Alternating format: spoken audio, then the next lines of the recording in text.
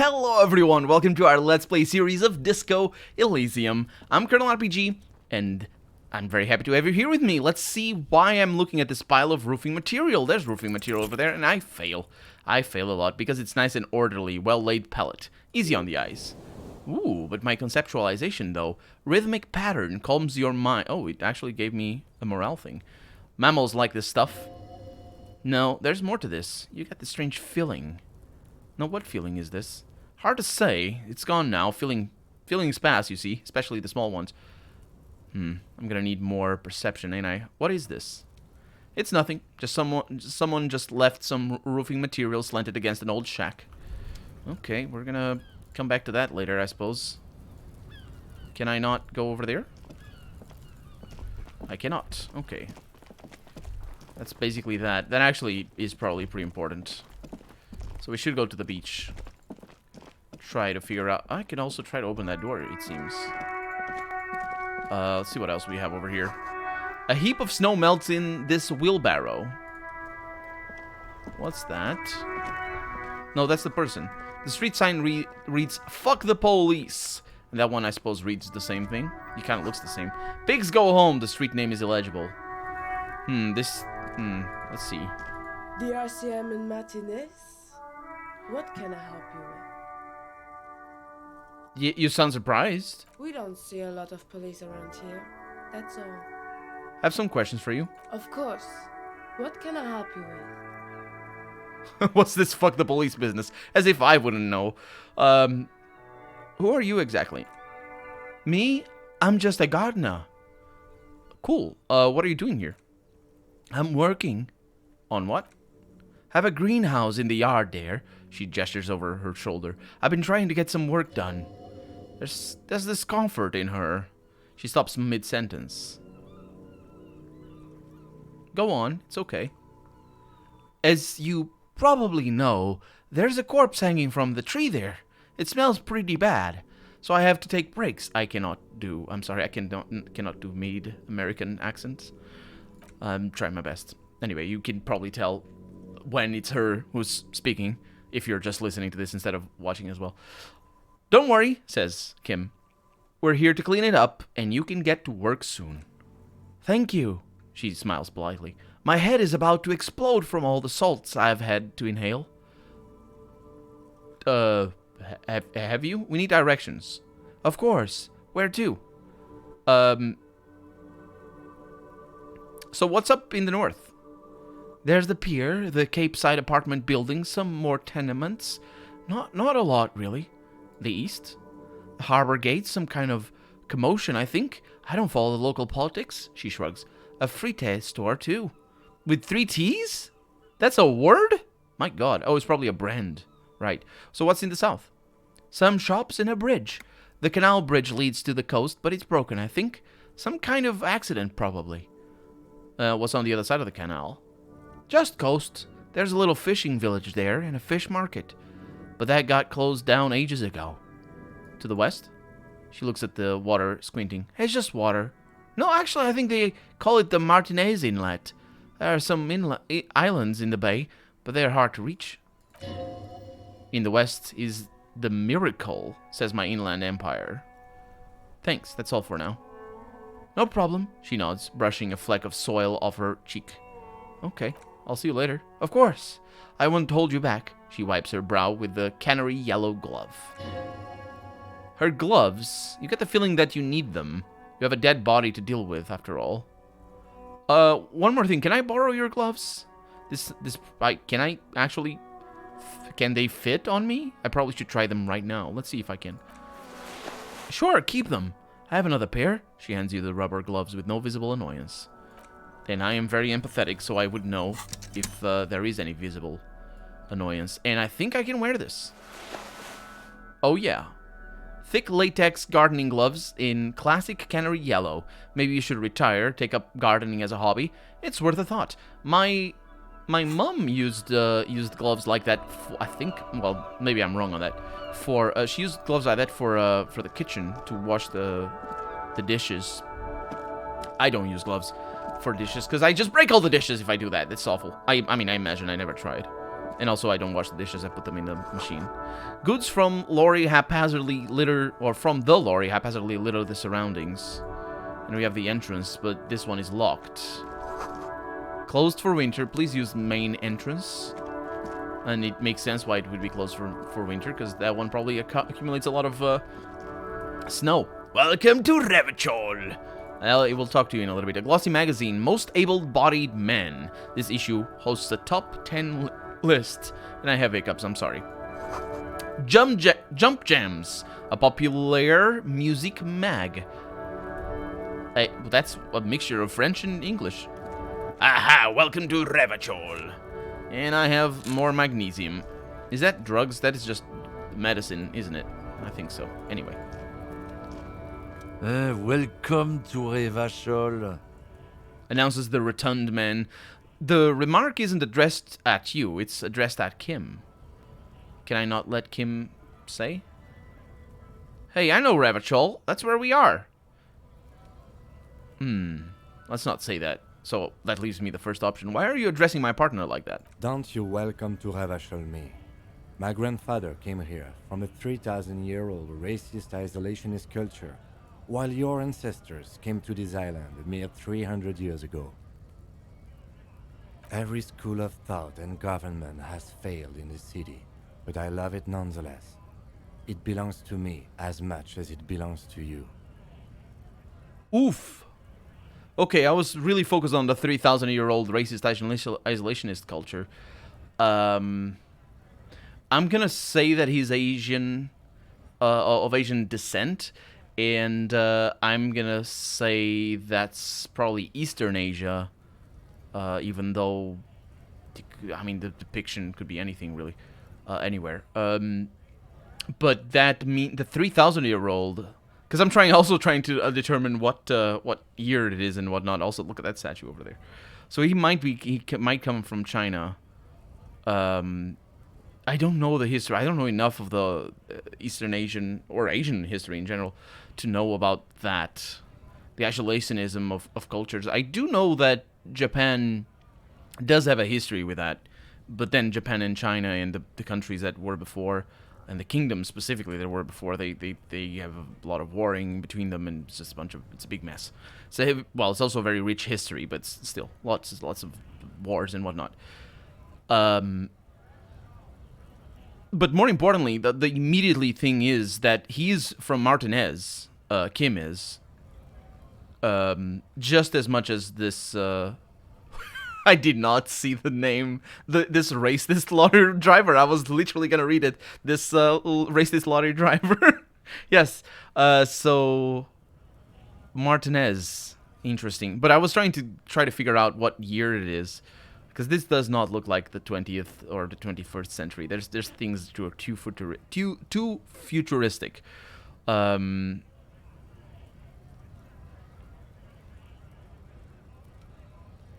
I think I'm gonna try and curry up favor. I was either gonna say nothing, because I'm sure he's well used. I think specifically he says, "Don't you welcome to Revachol me," because he's probably heard it already from him.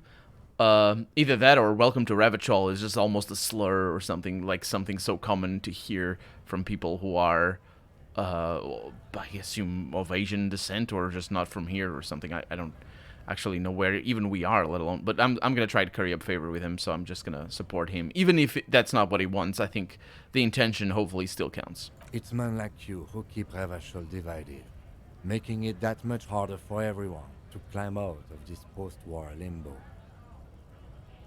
Post-war limbo. Limbo, what's going on here? Oh, come on, man. I just said welcome to Revachol. It's a lorry driver thing. I know exactly what you meant. You think my kind doesn't belong here, that I should watch myself and behave. But you see, I'm an officer of the RCM. It's actually my job to make sure you behave. I would advise you to remember that. Silence. The air between them becomes tense.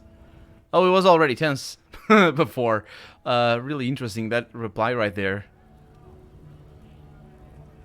His reply is very interesting, because it's a common reply when confronted with Well, the thing about racism of this casual racism, basically, I think that is the best descriptor of this situation here, is that it's not necessarily meant as a conscious slight against the intellect against him in this situation. So it's very easy. It's just generally it's very easy for us to become defensive when we're confronted with just being called out. So it just at the best of times, it's very easy for us to become defensive. Let alone when it's something that, I mean, clearly it has a serious impact in the society here of Revachol, because it keeps divided and whatnot after the war and all that. But the thing is, his line is very. It's a very easy thing to say. What you would say probably in a situation like him if you had the same prejudices as he seems to have, evidently. The game is sort of telling me already that he's racist. And I guess Kim is also telling me, so I wouldn't doubt him. But let's see what happens. Your partner needs backup. Now is your moment to shine. I did that. I did the shine. I'm gonna shine more. My esprit de corps. Also, his accent might be French. It does not sound very French to me. But then again, might be a mixture. I don't know what his accent is. Anyway. Fucking A, Kim. I've got your back. Well, I think we all learned something here. Ooh, that's, smile at the lorryman. Oh, okay. Well, that's interesting. Okay, so if I were just to say we all learned something here, it's sort of separating the water across the villages. That's not an expression in English. It's just sort of trying to, appease both sides and just keep the calm here, which in and of itself in this situation is attacking Kim because he's got the upper hand right now. So I'm really defending the lorry driver here when I say we all learned something here. Especially because Kim knows exactly that he didn't learn anything. He didn't even apologize or say anything. He just silenced. But then I smile at the lorryman, which can be considered like playing good cop, bad cop. I don't know. I think that might be where the game goes from a just sort of choice storytelling perspective. Yeah, I'm just gonna go with the first. Fucking A, Kim. I got you back. You two make a cute couple. You know that? And he spits. Oh, he's... Okay. Well, let's see. The lieutenant exhales and resumes his regular calmness. Now that that's settled, we have a couple of questions. I should emphasize couple. Whatever you say, officers. He waits impassively, cigarette smoldering between his fingers. You could ask him to show you the soles of his boots. He definitely looks like someone capable of a lynching. Maybe he was present. Let's not go with that. What are you hauling? Not much anymore. I'm here to pick up some cargo, but the dock workers are on strike, so it's a sit and wait on your ass situation. How long has this been going on then? The strike? They've been on it for a while. A month, 2 maybe? He gestures towards the lorries. But this here is just the last week or so. Oh, so what kind of cargo are you supposed to pick up? Apples. Apples? Yeah, apples. I take it you had other questions? Also, that explains what we heard about the trucks are all parked over here because that's the strike. Also, we see people over here that might be the picket. Is it picket? Picket people that are striking? I'm not sure. Anyway, my failed at rhetoric. He's given you the runaround. Let's be honest. You were bested. Yeah, okay. Well, if you say so. So what was that argument all about? It's about biological determinism, also known as racism. Natural law, which in this case also means racism. The sorting of the races. As I said, that's racism. He spits on the ground. He's not making it... I take it back. I don't take it back. I think it was an interesting line because it's a line that people of good intent can say. And he clearly does not have good intent. not the most popular topic nowadays with the coalition in charge and all. You might want to change the topic. Yeah, that's him saying, yeah, that's not me. There is, bury your head under the sand like common sheep. So you're just a racist. Let's, I don't know though. Kim might not enjoy what's about to happen. To be honest, I can't really remember what that means. Please explain. Yeah, Kim might not enjoy just listening to tired old arguments that he's probably very acquainted with. People who have studied these things say that you and me are superior by design. He glances at Kim. So naturally, we Occidentals should be in charge. Obviously, you can see the merits in that. Oh, so we're not in the 22nd century. We're in late 19th century, which is a part of history where, specifically the term it's not you say Occidental. Oriental? No, right. Occidental is, of course. Yeah, you don't use that term very much because it's always the othering. Racism is so much about that anyway. But Oriental and the Orientalism, or rather, is it Orientalism? Is that the term? I might be mistaken, but at least the big cultural movement around treating people from specifically the Middle East and the India, but not just, but as inferior, is largely related to the crisis of the British Empire and the colonial boom, at least economic boom of the 18th and 19th century. So it's kind of complicated, specifically when he talks about the biological determinism, which is not a term. I'm kidding, by the way. This is probably in the 22nd century or something like that. I'm not saying that we are indeed in the 19th century, but this term is modern. Or I guess not. The term modern means things in an historical context. This term is from probably around the beginning of the 20th century, and then co-opted in the second half of the 20th century. So this is a mixture of things here. But the coalition here is an interesting thing. That term over there, we probably want to see with that. Yes, I can really tell you're a prime example of superior design. Let's see if he catches the sarcasm. Open your eyes. Haven't you noticed something different lately? An unfortunate downturn, maybe, when members of the superior race cease to believe in their innate superiority. They stop competing for resources. Yeah? What's the problem with that, then? The problem? The damn Kipts are... Oh, that's a term. I don't know that term, though, but that sounds like a slur. Or just a... Yeah. Racially... The correct term is racially charged term. But that just means racist insult. But anyway, the damn Kips are showing a real good game lately. Same with the mosquitoes. And that means...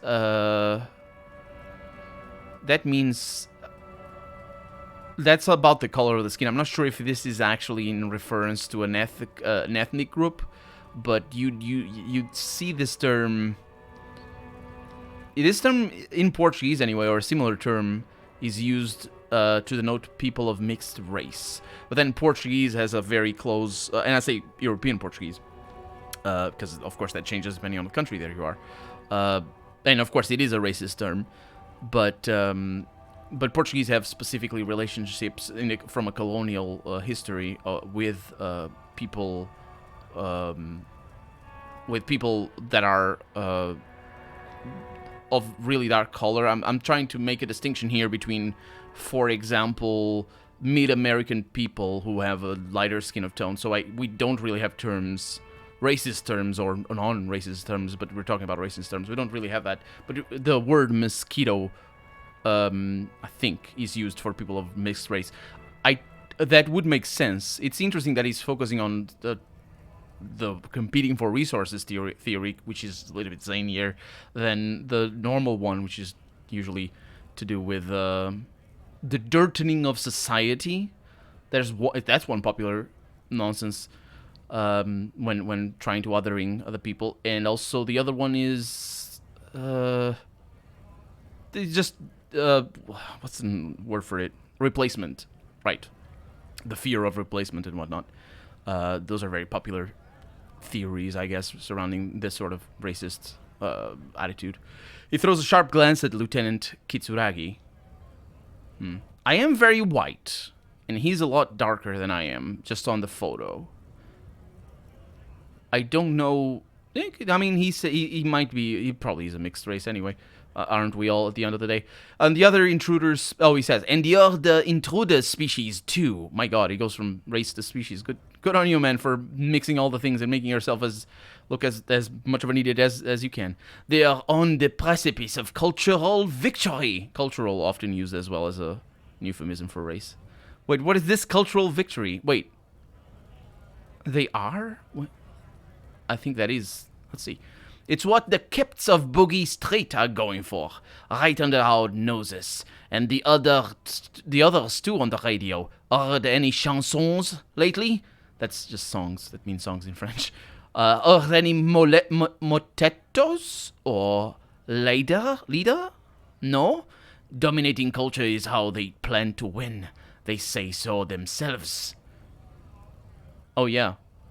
Yeah. You'll find, for example, I'm not sure if all around the world, in Europe too as well, but in America specifically, at the beginning of the 20th century, the fear of jazz music, very closely related to racist stereotypes and fears. For example, it's just there's other music is very. I think I was talking about this thing about how music is so connected. Oh, right, it was in Valkyria Chronicles. How music is so connected to culture and race, historically speaking. And yes, it's a very good boogeyman. I'm gonna say. And he says, it's true, he pushes on. Also, you need to realize the dangers of mixing races. Oh, there you go. Oh, no, that's not one of the examples I was talking about. That's called miscegenation, which is, yes, also another thing. Who knows what might happen if people don't stay in their birthplace? You might end up with a new subrace with unknown characteristics, leading to extra competition. That's why you've got to control the offspring. Which sounds basically like eugenics, which is how... It's just, if you don't know what that word means, look it up. Eugenics. I think I can get down with racism. I don't even know where this line would go. What is that? Is he gonna realize that I'm calling... He probably is not gonna recognize that he's racist. He's just gonna call it like a biological determinist or race realist or something like that. Yeah, I'm not down with this. Why don't you go fuck yourself? Let's go with that and just get out of here. We don't really need to be here. Don't push your luck, Hunt. The man gives you a disgusted look and then turns his attention elsewhere, ignoring your presence. Okay, so we have a motive there. A possible motive. If the victim is... of a racial minority. Saffron picker. That's probably another insult there as well. If the victim is of a racial minority, then it makes sense that he would have belonged. But then again, I mean, it's a long shot at this point. We don't really know what we're doing. That guy's just standing there. It's sort of, yeah. Let's see what we have over here.